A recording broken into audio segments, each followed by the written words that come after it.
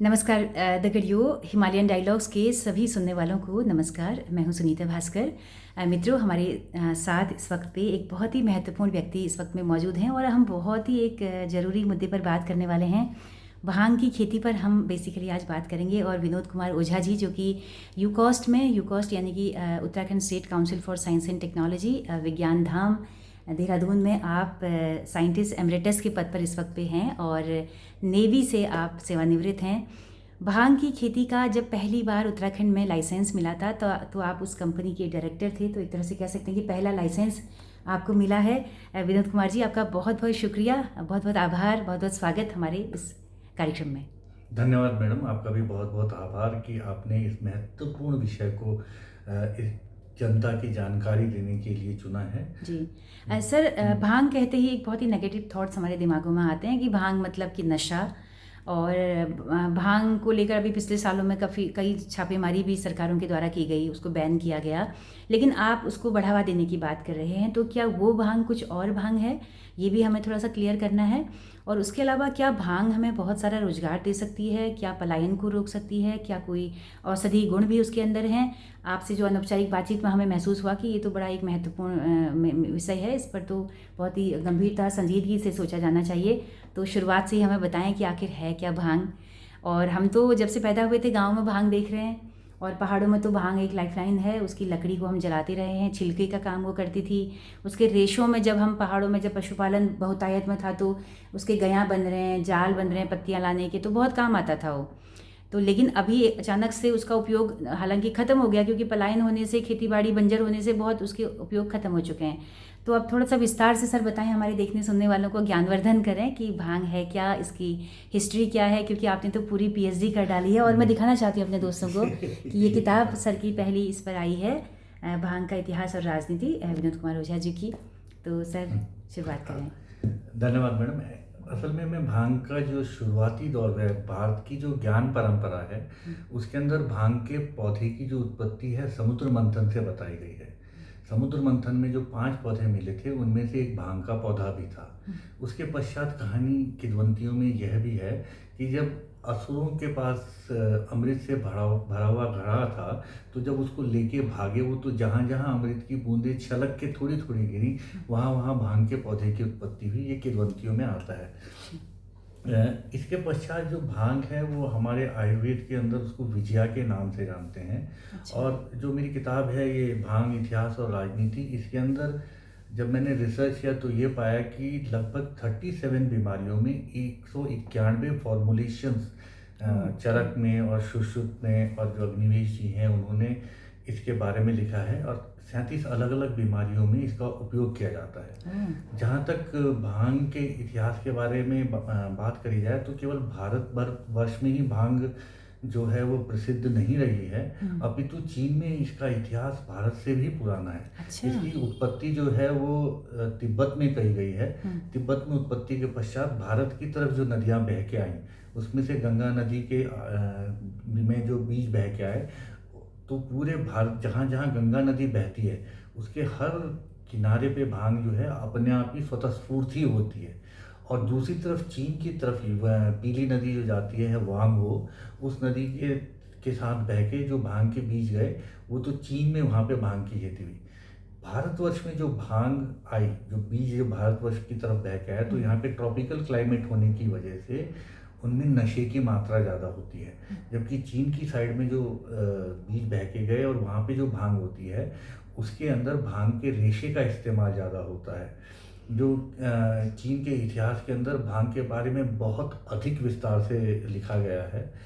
वहाँ की जो दवाइयों की परंपरा है, और यिन यांग जो उनके यहाँ यिन यांग जो एनर्जी का जो कॉम्बिनेशन है, यिन यांग के अंदर भांग इकलौता पौधा है जिसमें यिन और यांग दोनों पाए जाते हैं। अच्छा। तो भांग का बहुत ज़्यादा महत्व था। यहाँ तक कि भांग से जो विश्व का पहला कागज था वो भी शिनलू नाम के एक चीनी राज दरबारी ने बनाया था। अरे वाह। अब चूंकि वहाँ पर लोगों ने ज़्यादा महत्व नहीं दिया कि शिनलू, क्योंकि एक हिजड़ा था तो उसको ज़्यादा महत्व नहीं दिया गया, तो उसने एक षड्यंत्र रचा। षड्यंत्र में उसने ये किया कि उसने खुद को ज़मीन के नीचे दफना दिया और एक सुरकंडे की मदद से वो सांस लेता रहा। और उसके दोस्तों ने अफवाह फैला दी कि जो इसने कागज बनाया है उसको जलाएंगे तो ये पुनः जीवित हो जाएगा। तो आसपास के लोग बहुत सारे एकत्र हो गए, उन्होंने भांग के कागज को जलाया और भांग के कागज के जलाते समय वो बाहर निकल के आ गया।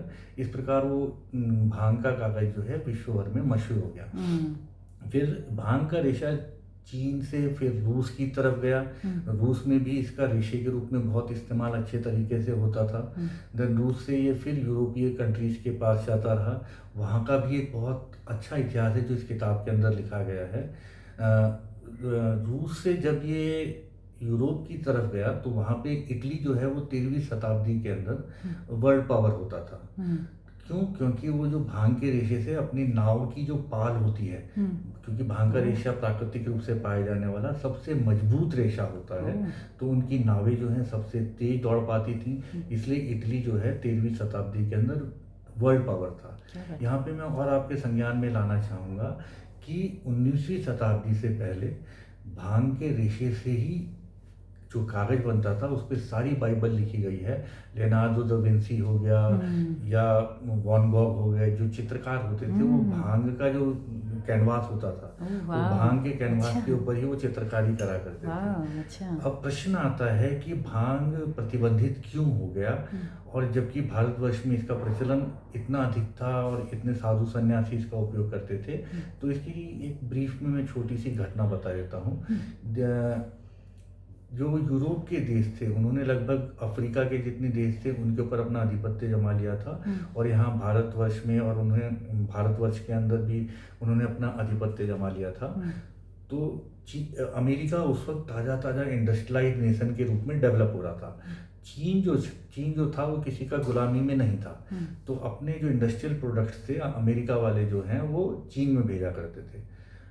चीन के अंदर अंग्रेज लोग जो भारतवर्ष में अफीम की खेती करवा के चीन की तरफ भेजा करते थे। तो अब चीन और अंग्रेजों के बीच में, यानी इंग्लैंड के बीच में, चाइना और इंग्लैंड के बीच में काफ़ी सारे 2 युद्ध हुए असल में, और दोनों युद्धों में चीन की पराजय हुई। इस वजह से जो अफीम के कारण, अफीम की वजह से बहुत सारे लोग जो हैं चीन से अमेरिका जाने लगे।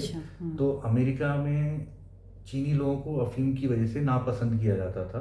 तो अमेरिका ने चीनी लोगों के अमेरिका आने पे 10 वर्षों के लिए प्रतिबंध लगा दिया। उन्होंने 10 वर्षों के लिए जब प्रतिबंध लगा दिया तो चीन वालों ने रेट्रोस्पेक्ट में अमेरिकी उत्पादों का बहिष्कार करना शुरू कर दिया। तब चीनियों को खुश करने के लिए अमेरिका ने पहली साइकोट्रॉपिक सब्सटेंसेस के ऊपर प्रतिबंध लगाने के ऊपर एक सेमिनार हुआ जो शिकागो में हुआ था। उसके पश्चात अमेरिका के अंदर अफीम से शुरू होकर उन्होंने भांग को भी इसमें इंक्लूड कर दिया, क्योंकि मैक्सिको वाले इसे मारिजुआना कहते थे। तो मैक्सिको वाले बहुत सारे अमेरिका में आ रहे थे, चीन वाले अमेरिका में आ रहे थे। तो चीन वालों की वजह से अफीम पे प्रतिबंध लगा दिया गया, मैक्सिको वालों की वजह से भांग के ऊपर उन्होंने प्रतिबंध लगा दिया। फिर समय के साथ साथ उन्होंने जब रिसर्च करनी शुरू की तो भांग के अंदर एक ऐसा तत्व पाया जाता है जिसे टेट्राहाइड्रोकैनाबिनॉइड कहा जाता है। टेट्राहाइड्रोकैनाबिनॉइड जो होता है वो मनुष्य के अंदर नशे की फीलिंग को उत्पन्न करता है। इसका जो विश्व में प्रतिबंध लगाया गया था 1961 में, और 1966 में मनुष्य के शरीर में एक ऐसा तत्व पाया गया जो भांग के साथ अपने आप को कनेक्ट करता है, और उसको बोला जाता है मनुष्य के शरीर के अंदर एंडोकैनाबिनॉइड सिस्टम। ये एंडोकैनाबिनॉइड सिस्टम जो है मनुष्य के अंदर जो चीज़ें होती हैं उसको नियंत्रण में रखने का प्रयास करता है, जैसे शुगर हो गया, ब्लड प्रेशर हो गया, यानी कि एक लिमिट के अंदर होनी चाहिए हमारे शरीर के अंदर। वो प्रयास जो है एंडोकैनाबिनॉइड सिस्टम करता है, और भांग जो है एंडोकैनाबिनॉइड सिस्टम के साथ अपने आप को कनेक्ट कर देता है। तो इसके ऊपर बहुत सारी मेडिकल रिसर्च आज की तारीख में भी विश्व भर में चल रही है, और अमेरिका इसकी ऑलरेडी 5 दवाइयाँ पेटेंट करा चुका है। अब प्रश्न आता है कि उत्तराखंड के परिप्रेक्ष्य में हम इसको कैसे लें। तो उत्तराखंड जो है भारतवर्ष का पहला राज्य बना था 2016 में, जब हरीश रावत जी की गवर्नमेंट थी। उन्होंने भांग से संबंधित एक नीति बनाई थी। एनडीपीएस एक्ट के सेक्शन 14 के तहत राज्यों को ये अधिकार है कि वो अपने क्षेत्र में जहाँ उनका राज्य है वहाँ भांग की नीति बना सकते हैं रेशे और बीज से संबंधित। तो उत्तराखंड पहला राज्य बना था, और 2018 में भांग की खेती का लाइसेंस IIHA को मिला था, और IIHA में मैं उस वक्त डायरेक्टर था। तो भांग की खेती हम लोगों ने सतपुली में शुरू करी थी उस वक्त, और हमने वहाँ पे 4-5 फसलें उगाई थी, और उनका जो नशे करने वाला तत्व जिसका नाम मैंने THC बताया है, वो 0.3% से कम होती है। यानी कि उत्तराखंड के अंदर भांग की उसी खेती की अनुमति है जिससे नशा नहीं होता है। परंतु केवल एक नशे वाले तत्व को अगर हम बाहर निकाल देते हैं तो इससे लगभग 40,000 अलग अलग प्रोडक्ट्स बन सकते हैं, क्योंकि भांग का रेशा विश्व का प्राकृतिक रूप से पाया जाने वाला सबसे मजबूत रेशा होता है। दूसरी बात, रेशा निकालने के पश्चात अंदर जो उसकी सफ़ेद डंडी होती है, उसको उसको प्रेस करके उसका बुरादा बना के उसके साथ चूना मिला के हेम्पक्रीट बनाया जाता है। हेम्पक्रीट से बहुत मजबूत मकान बन सकते हैं, और उन मजबूत मकानों को पहाड़ी क्षेत्रों के अंदर, जो चूंकि ये सेसमिक जोन 5 में आते हैं, सेसमिक जोन 5 में आने की वजह से हेम्पक्रीट यानी कि भांग की जो लकड़ी होती है उसका बुरादा बना के जो ईंट बनाई जाती है वो अर्थक्वेक रेजिस्टेंट भी होती है, और सर्दी और गर्मी में यानी कि एक कुचालक होती है, तो जिसकी वजह से सर्दियों के मौसम में मकान अंदर से गर्म रह सकते हैं और गर्मी के मौसम में मकान अंदर से ठंडे रह सकते हैं। यानी कि मकान बनाए जा सकते हैं, इससे कपड़े बना सकते हैं। और भांग का बीज इतना अच्छा बीज होता है, इसके अंदर ओमेगा 3 ओमेगा 6 जो है उस अनुपात में पाए जाते हैं जो मनुष्य सबसे आसानी से एब्जॉर्ब करने की क्षमता रखता है। मैंने शुरू में ही आपको बता दिया था कि भांग के जो पत्ते हैं और दवाई के क्षेत्र में, उसमें 37 अलग अलग बीमारियों में 191 अलग अलग प्रकार के दवाइयाँ बनाई जा सकती हैं। अच्छा। अब सवाल सर, उठता ये है, एक्सपेरिमेंट कहीं हुए हैं कि इससे लोगों ने बहुत सारे रिसर्च घर की चिनाई की हो, ईंटें बनाई हो, ये हुआ है कभी? हाँ, यमकेश्वर में एक दीक्षित जी हैं, उनका एक मकान भी है यमकेश्वर में बना हुआ है। और उन्होंने 3-4 जगह, कलकत्ता में भी वो इस वक्त बनाने का साउंड प्रूफ स्टूडियो बनाने के लिए ये सबसे बेहतरीन मटेरियल हो सकता है, क्योंकि कुचालक है साउंड का भी। अच्छा। तो साउंड प्रूफ मटेरियल है। अब उत्तराखंड के परिप्रेक्ष्य में अगर हम देखें तो उत्तराखंड में जो भी मकान बन रहे हैं उसकी ईंटें जो मैदानी क्षेत्र से आ रही है उसकी ट्रांसपोर्टेशन कॉस्ट कितनी सारी पड़ती है, और चूंकि इसकी जो ईंटें हैं इसके लिए भट्टे नहीं चाहिए होते हैं, तो हमारा आम किसान भी इसको MSME के तहत अपने छोटे छोटे उद्योग खोल सकते हैं। भांग के रेशे से कपड़े बनाए जा सकते हैं, भांग का तेल निकाल के, भांग का तेल लीगल है, फसाई ने उसको लीगल करा हुआ है, भांग के बीज भी लीगल है, तो भांग के बीज का भी व्यापार कर सकते हैं, उसके कपड़े बना के भी व्यापार कर सकते हैं, उसका ईंट बनाने का प्रयोग करना है उसके भी व्यापार कर सकते हैं। और ऑलरेडी क्रीम, बहुत प्रकार की क्रीम है जो उत्तराखंड के ही कई लोग बना रहे हैं, परंतु आम जनता को इसके बारे में जानकारी नहीं है।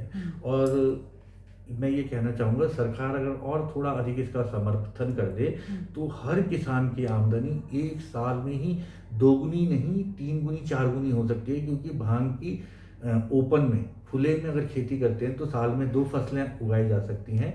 और अगर उस कंट्रोल्ड कंडीशन में अगर हम उसकी खेती करने का प्रयास कर रहे हैं तो 3 फसलें और 4 फसलें भी उगाई जा सकती हैं। यहाँ पे मैं सरकार से ये प्रार्थना करना चाहूँगा कि जो यहाँ की जो नेचुरल तरीके से उगने वाली भांग है, सरकार उसी को ही आगे बढ़ाने का प्रयास करे तो ज़्यादा अच्छा इसलिए होगा क्योंकि भांग का जो बीज होता है, भांग का जो पौधा होता है, उसके जो परागकण होते हैं बहुत हल्के होते हैं, तो क्रॉस पॉलिनेशन होने की संभावना बहुत ज़्यादा होती है।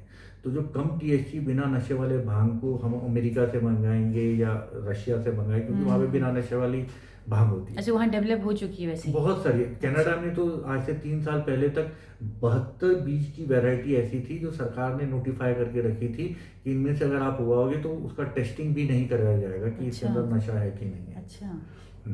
तो भारत में अभी हमें उत्तराखंड में हमारे केवल एक ही तरह का भांग का बीज है जो नशे वाला बीज है। हाँ, और उसके ऊपर research centre for aromatic plant के डॉक्टर निपेन चौहान जो है वहाँ के डायरेक्टर हैं, वो उसके ऊपर रिसर्च कर रहे हैं, और लखनऊ में भी इसके ऊपर रिसर्च चल रहा है CMAP के अंदर, तो वो उस बीज को डेवलप करने का प्रयास कर रहे हैं जिससे कि नशा नहीं होता है। लेकिन ध्यान देने वाली बात यह है कि जो दवाइयाँ बनती हैं, वो जो दवाइयाँ बनती हैं वो नशे वाले भांग के साथ ही बन पाती हैं। तो हमें इंडस्ट्रियल भांग का अलग होना चाहिए, और जो दवाइयों के रूप में इस्तेमाल हो रही है भांग, उसको अलग से बचा के संरक्षित करने की ज़रूरत है। और सरकार को इसके प्रति नीति जल्दी से जल्दी, नीति है ऑलरेडी है, इसके बारे में दूसरी जो पॉलिसी आने वाली थी वो अभी तक आई नहीं है, उस पर काम चल रहा है, आशा है वो जल्दी आ जाएगी और हमारे किसानों को उसका लाभ मिलेगा। जी। तो सर जो हरीश रावत जी की सरकार में जो नीति बनी थी उसमें क्या था कि खेती की जा सकती है और खेती लाइसेंस बकायदा लोगों को दिए गए थे। लगभग 50 किसानों के पास आज की तारीख ये में किस भी डिपार्टमेंट के अंदर इसको शामिल किया गया था? लाइसेंस किसने? आबकारी विभाग। आबकारी आबकारी विभाग के पास, जैसे जो किसान अगर भांग की खेती करना चाहता है वो आबकारी विभाग में जाएगा, वहाँ पे उनको फॉर्म मिलेगा।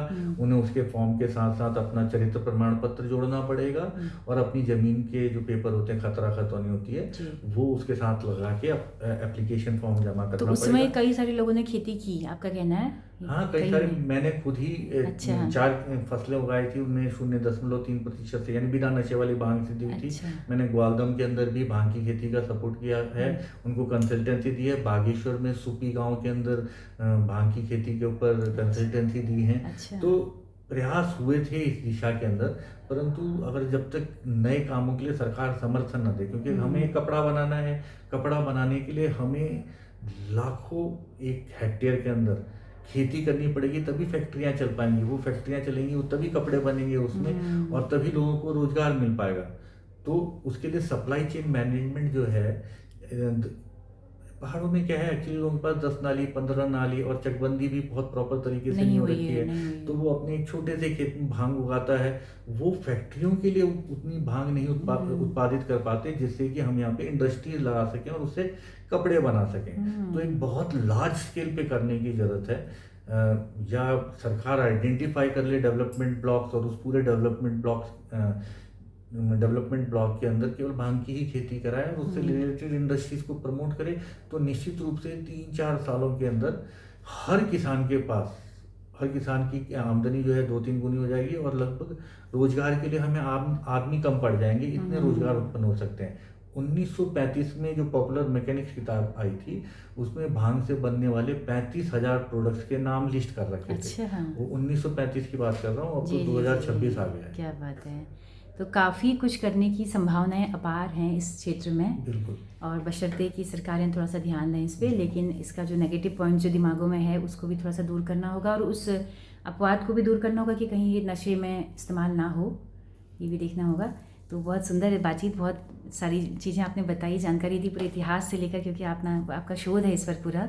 तो अगर भविष्य में भी कुछ और बातचीत की संभावना बनती तो हम लोग करेंगे। जी मैम, तो फिलहाल दोस्तों इतना ही। अगर आपको ये जानकारी पसंद आई हो तो अपना फीडबैक हमें ज़रूर दीजिएगा। तो विनोद कुमार ओझा जी के साथ में अपनी रेडियो द गढ़ी सुनीता भास्कर को दीजिए इजाज़त। नमस्कार। नमस्कार।